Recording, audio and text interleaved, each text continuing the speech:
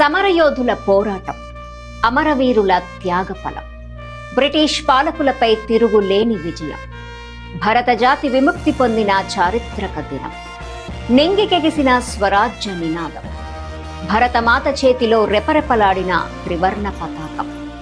అమరం మన స్వాతంత్ర సమరయోధుల జీవితం, చరితార్థం మన భారతావని భవితవ్యం, శాశ్వతం నేటి మన ఈ స్వాతంత్ర సంబరం. ఆగస్టు 15 భారతీయులందరికీ శుభదినం. వై న్యూస్ ప్రేక్షకులకు స్వాతంత్ర దినోత్సవ శుభాకాంక్షలు. తుని ఏరియా ఆసుపత్రిలో స్వాతంత్ర దినోత్సవ వేడుకలు ఘనంగా జరిగాయి. జెండా ఆవిష్కరణ అనంతరం ప్రతిభ చూపిన ఉద్యోగులకు పురస్కారాలు అందజేశారు. ఈ సందర్భంగా హెచ్డిఎస్ కమిటీ సభ్యులు త్రిమూర్తి స్వామి మాట్లాడుతూ ఎమ్మెల్యే దివ్యా మేడం కృషి వల్ల త్వరలో 200 పడకల ఆసుపత్రిగా సేవలు అందిస్తుందని ఆశాభావం వ్యక్తం చేశారు. ఈ కార్యక్రమంలో Tadavarthi Raja, Ramakrishna, superintendent Nagamani, RM Satyanarayana, doctor staff పాల్గొన్నారు. మన ఏరియా హాస్పిటల్ సూపరింటెండెంట్ గారికి, అదేవిధంగా మా హెచ్డిఎస్ కమిటీ రాజా గారికి, సోదరుడు రామకృష్ణ గారికి, సిబ్బంది, డాక్టర్స్, మిగతా సభ్యులందరికీ కూడా 80వ స్వతంత్ర శుభాకాంక్షలు. మరి ఎందరో మహానుభావులు అందరికీ వందనాలు. అప్పుడు ఎంతోమంది గాంధీ గారు, నెహ్రూ గారు, పటేల్ గారు, అల్లూరి సీతారామరాజు గారు, సుభాష్ చంద్రబోస్ ఇలా చెప్పుకుంటూ పోతే ఎంతోమంది త్యాగాల ఫలితంగా మనకి స్వతంత్రం రావడం జరిగింది. మరి వారు ఏ ఫలాలు అయితే ఆశించారో ఆ దిశగా మనం కూడా చాలా కృషి చేస్తున్నాం, ఫలితాలు సాధిస్తున్నాం. కానీ ఇంకా ఎంతో లోటు ఉంది. మరి ఎవరు వృత్తుల పట్ల వాళ్ళు నిజాయితీతో, నిబద్ధతతో, మరి ఎవరి కార్యక్రమాలు వాళ్ళు చేసుకుని దేశాభివృద్ధికి కృషి చేసినట్లయితే అదే ఘనమైన స్వతంత్ర దినోత్సవం ఇవ్వాలి అని పెద్దలకు అర్పించినట్లు అవుతుంది. మరి ఆ దిశగా అందరూ కూడా ప్రయత్నం చేయవలసిన అవసరం ఉంది.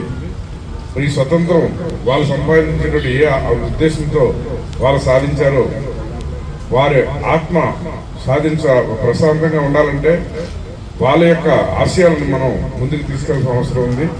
మరి ఎంతో ఆపద కాలంలో మన వైద్యులు మరి అనేక సందర్భాల్లో దేశంలో క్లిష్ట పరిస్థితి వచ్చినప్పుడల్లా కూడా మన కోవిడ్లో కూడా చూసాం. మరి ఎంతో త్యాగాలు చేసి మన వైద్య బృందాలు ఆనాడు చేసిన ప్రతిభ ఎంతో అభినందనీయం.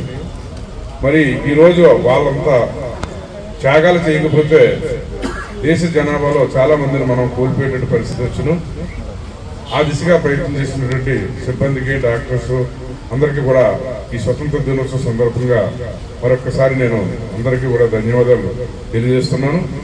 మనం భవిష్యత్తులో మరింత అభివృద్ధి చేసి ఈ ఏరియా ఆసుపత్రిని మరింత ముందుకు తీసుకెళ్లే విధంగా మరి మీరంతా కృషి చేయాలి. మేము కూడా మా వంతుగా మేము కృషి చేస్తున్నాం.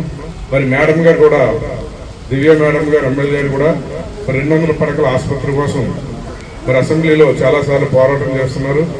మరి వచ్చే స్వతంత్ర దినోత్సవం రావడం ఒక కార్యక్రమానికి మరి ఆ శుభవార్తతో మనం 81వ స్వతంత్ర దినోత్సవం జరుపుకుంటామని చెప్పేసి మనం అందరూ కూడా ఆశగా ఎదురు చూద్దాం.